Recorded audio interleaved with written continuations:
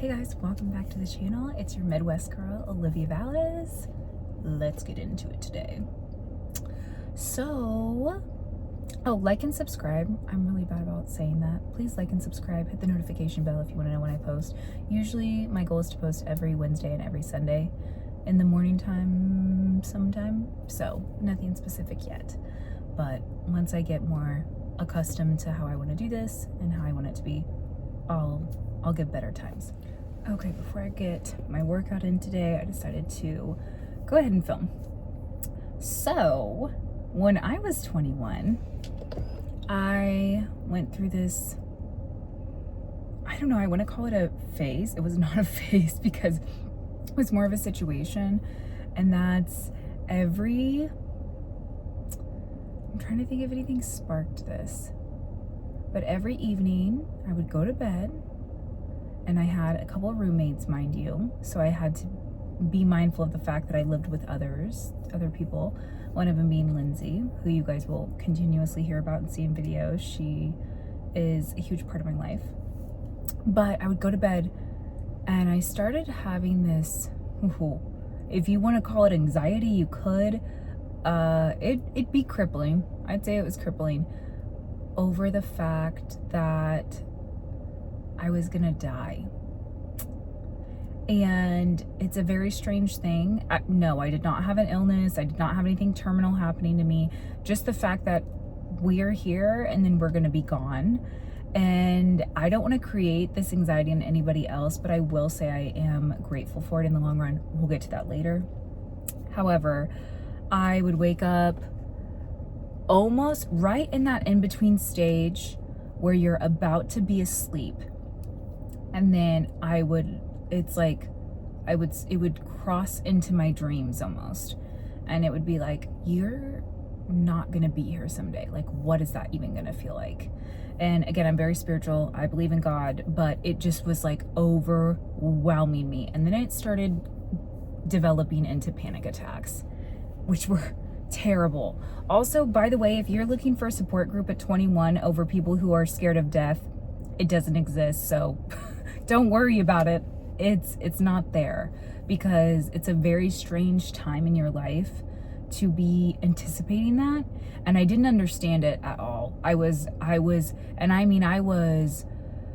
tortured with this. It would just start overwhelming me, and then I couldn't breathe. There is no other way to describe a panic attack, or at least the type of panic attacks I was having, other than you feel like you're going to die, and it's going to be terrible, and it's going to feel awful and hopeless and just devastating. There's not another way to describe at least the type of panic attacks I was having. That's how I felt. People said they can't breathe. I can't breathe either. The only good thing that happened is I knew that they were panic attacks. I knew I wasn't having a heart attack. I knew I wasn't having like a health malfunction or anything like that. I was fully aware that this is a panic attack and this is what it feels like. I don't really know how I knew that, because I'd never struggled with them before this situation. But it made me start looking inward a lot, which college alone, just me, and I can't say if it's college or the age or what, but I became very introspective once I finished high school. And I was in college, but really just ages 18 through 23, I just started looking inward more, wanting to change certain things about myself, wanting to challenge myself and take on bigger goals, bigger aspirations, kind of narrow in my focus and not just be consumed by like my social life, which was a huge part of my life in high school. I have always not liked being alone, not liked feeling lonely, not liked being alone. Now, I don't mean that in a sense of I always need to be in a relationship. I am very used to being single. I've been single majority of my life. That's not what I mean. But I just mean that I used to have a huge codependency on being around others, on wanting to be involved in anything. I hated it. It was like a sin to me to sit at home on a Friday or Saturday night. But I started having this happen. And then, of course, naturally, I wanted to figure out why. Why is this happening to me? Why is this happening now? What is wrong with me? Because you absolutely feel like there's something wrong with you when you're thinking about this at 21. And not even like it's going to be an early onset death. Just that I'm somewhere in the Bible. I will probably put up the passage somewhere. But it said that if you wake up enough days, I'm paraphrasing, if you wake up enough days, eventually your body will betray you and you will no longer want to be here on earth anymore. So, and I'm just like, why? Why is this getting to me now? So I started thinking about this, and obviously it was keeping me up at night. So when something's keeping you up at night as such, you're going to be consumed by it. You can't stop thinking about it. And I also was just so sad that it felt very isolating because nobody else is having this problem. I also went through a whole thing my freshman year where I was petrified that my mom was going to die. I kept having very, very, very vivid dreams that my mom was going to die. And don't even get me started about my mom. I don't even know if I can talk about her because I love her so much, and it just makes me get into my deepest, most sincere feelings. It was awful. And I'd call her and I'd ask her not to leave the house. So that all happened my freshman year. And then I think it was my sophomore year. No, it had to be my junior year. I was getting really worried about my own death, my own mortality, which is like something people probably in their 60s, 70s, 80s, maybe 90s start thinking about and even mulling over. No, it became so real then. It was vividly real. It was so, I could grasp it. It's like I had the full understanding of the severity and the permanence of that, which sounds so crazy. But it was hard. It was so hard to go through this, and I didn't know if this is something evil or something positive or what. In hindsight, to me, I'm so grateful. I believe it's from God or an angel for sure, because what it did is it made me realize, after a lot of thinking this over and trying to dig within myself and figure out the reasoning behind this, was I was scared of dying, not because it's going to happen, but because I wasn't, and I'm still not ready for it. And what I mean by that is I have a lot of life to live still. There's so many experiences I want to have. There's so many people I still would love to meet. There's so many opportunities I haven't taken up on, lessons I haven't learned yet, and I don't feel ready. So I think you probably should feel like this. I think you should feel like this.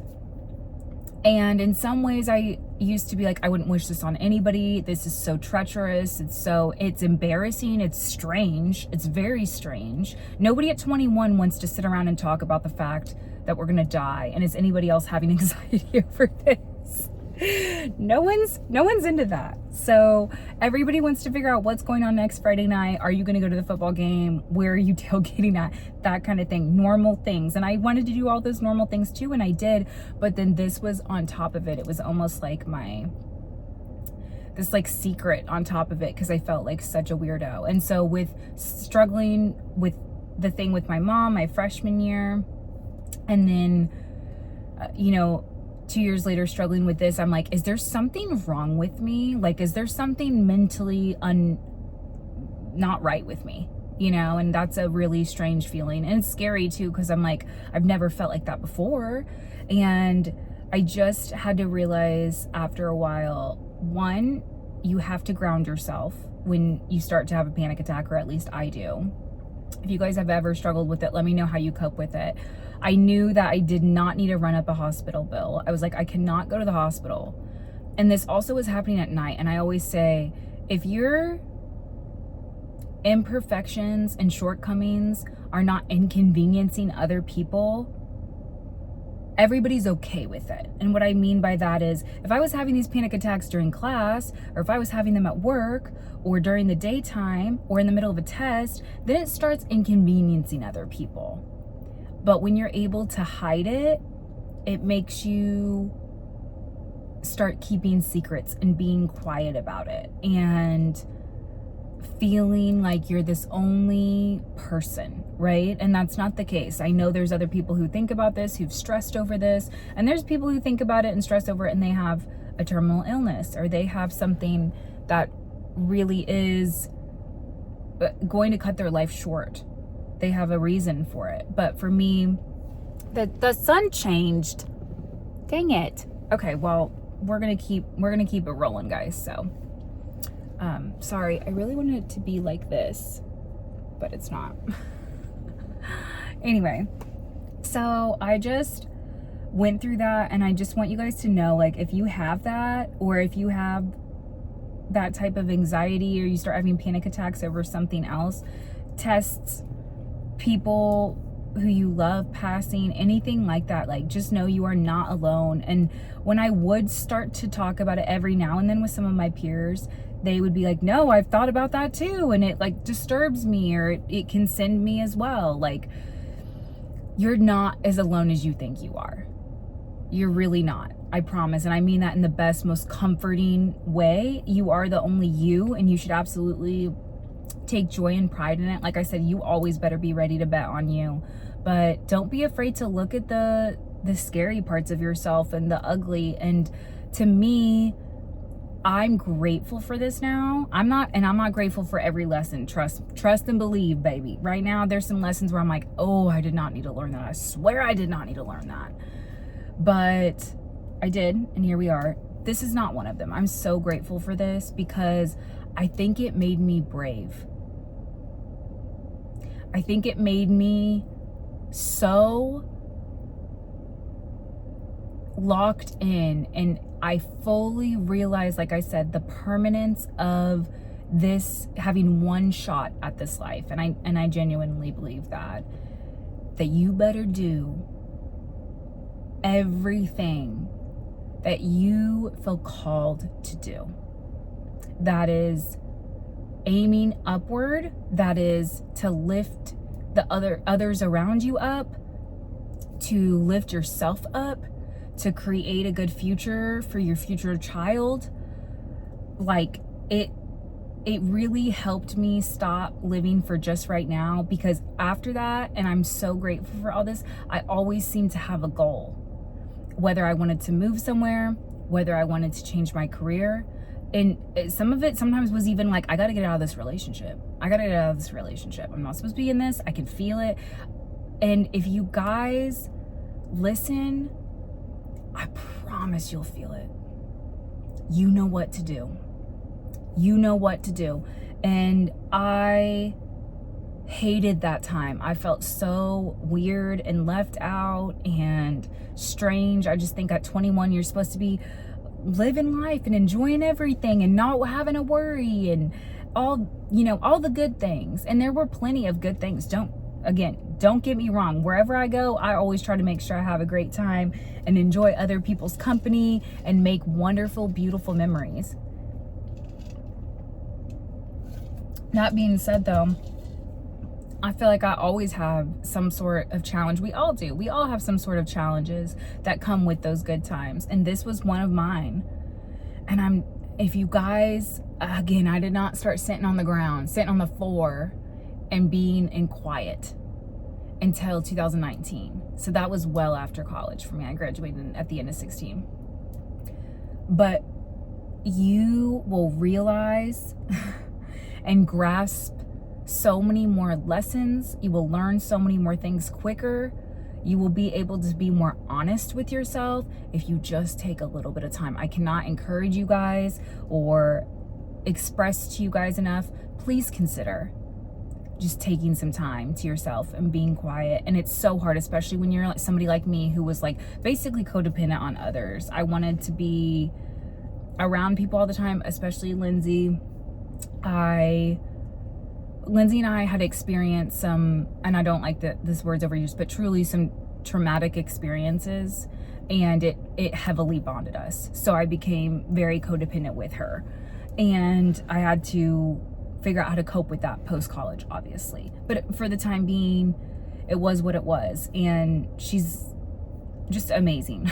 So it's like my sister was there through a lot of that time, and I'm so grateful to her as well. And it's like sometimes I would joke about it because it's so obvious, and so you don't even think about it. But I will say, when COVID came and people were like, oh my gosh, we could die, I was like, no kidding. I've been telling y'all that forever. Like, my family and my friends, when they said that about it, I was like, welcome to the club. Because I was like, I've been stressing over this forever, since 2000, what was it, 15? Since 2015. So yeah, that's where that was. And I just encourage you guys, please, please, please consider for a while taking some time and stopping, and like, that gut feeling is there for a reason. You know it. And if you take just a couple minutes, and if you don't listen to your gut feeling, your body will start telling you. Your body will reject what it doesn't want. And that includes people, you guys. That includes jobs, people, environments. Our bodies are meant for us to listen to them. And my brain and my body was trying to wake me up and say, I've got something important to say. And I truly believe, like I said, this is from God. And he was saying, if you don't listen to me, you're going to live your life and do whatever you feel like doing at the time, maybe, and it's not going to end up where you want it to be someday. And it's vital that you do this to the best of your ability, because I was more than capable, and you guys are too. So that's just where I'm at. That's not what people expect when I am going to tell a story about being 21, but that's where I was, and I'm so grateful for it now, like I said. So let me know if you guys ever went through a very isolating phase in college. I actually feel like there should be a whole YouTube channel dedicated to that, because a lot of people have really hard times in college. I overall had a wonderful experience, and most of my battles were within, not from exterior places. However, I think it's just such a time of growth and learning, and yeah, that's where we're at. Love from your Midwest girl.